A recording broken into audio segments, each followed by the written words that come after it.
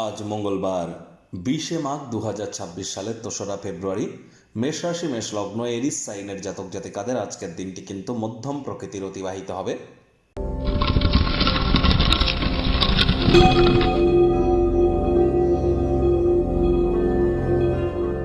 ভিডিওটির শুরুতেই স্ক্রিনে আপনারা দেখতে পাচ্ছেন হনুমানজির প্রণাম মন্ত্র।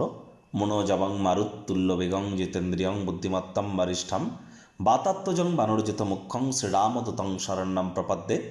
এটি আপনারা সকাল দুপুর সন্ধ্যা 3 বেলা মিলিয়ে 108 বার, যদি না পারেন তাহলে অন্তত পক্ষে 21 বার তো জপ করুন। তবে জপ করার আগে 3 বার জয় সিয়ারাম বলে নেবেন, তারপর এই মন্ত্রটি জপ করবেন 3 বার, তারপর অন্তত পক্ষে 3 বার বলবেন নিজের নাম এবং গোত্র ধরে সদা হরি চেরা।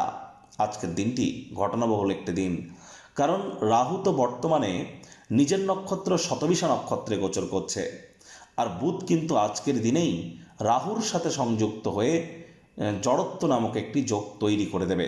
যার জন্য এ সময় কিন্তু আমরা অবশ্যই দেশ কাল পাত্র রাজনীতি নেতা মন্ত্রী থেকে শুরু করে বয়োজ্যেষ্ঠ ব্যক্তি উচ্চ পদে আসেন সকলের ক্ষেত্রেই দেখব মস্তিষ্কের বিভ্রাট ঘটা, অর্থাৎ এমন এমন সিদ্ধান্ত এমন এমন বাণী আমরা মুখ থেকে বলে ফেলব যা আমরা না চাইতে বলে ফেলব।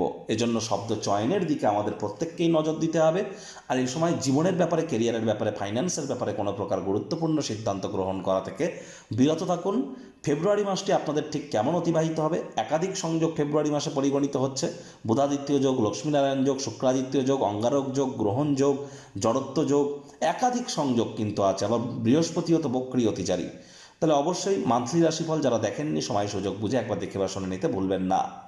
ভাগ্য মিটার আজ আপনাদের বলছে 5/10 ভাগ্য আপনাদের অনুকূলেই থাকবে। তাহলে বুঝতেই পাচ্ছেন যে দিনটি চড়াই উতরাইয়ের মধ্য দিয়েই কিন্তু অতিবাহিত হবে।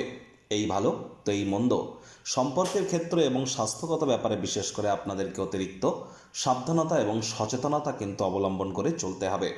আজ পর সমালোচনা, পরচর্চা, পরনিন্দা, রাগ, বিদ্বেষ, হিংসা, ঘৃণা, অহংকার, ইগো এই ধরনের নেতিবাচক অনুভূতিগুলি থেকে নিজেদেরকে দূরে সরিয়ে রাখতে হবে, তা নাহলে হতাশা কিন্তু আপনাদেরকে গ্রাস করতেই পারে।